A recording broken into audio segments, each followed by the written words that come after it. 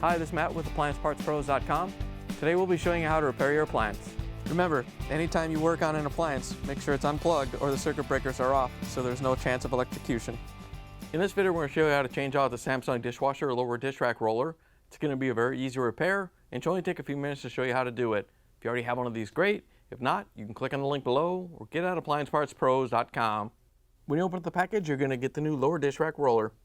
The Lower Dishrack Roller is what the lower dish rack rides in and out on. The main reason you'll be changing it out is if it's damaged and the lower rack's not rolling in and out properly. In order to change out the part, we're going to open up the dishwasher door. Once you have the door open, we're going to pull the lower rack out. We're going to lift the silverware baskets out and set them aside.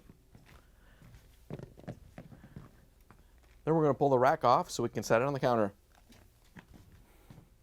You want to make sure you put a towel down so you don't scratch anything. There's 8 rollers. They're all changed out the same way. We're just going to change this one on the back. These are snapped on, they're pretty tight. So we're going to take a larger flathead screwdriver, wrap a towel around it so we don't scratch the rack. We're just going to get behind it and pop it off.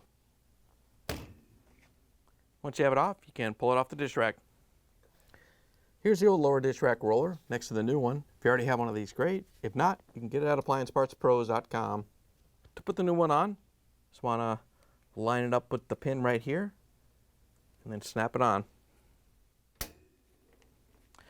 Once you have it on, you can put the dish rack back in the dishwasher.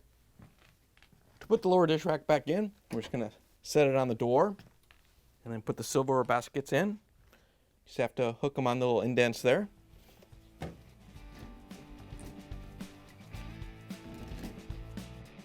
Then you can push the lower rack back in, close the dishwasher door, plug it back in, and take it for a spin.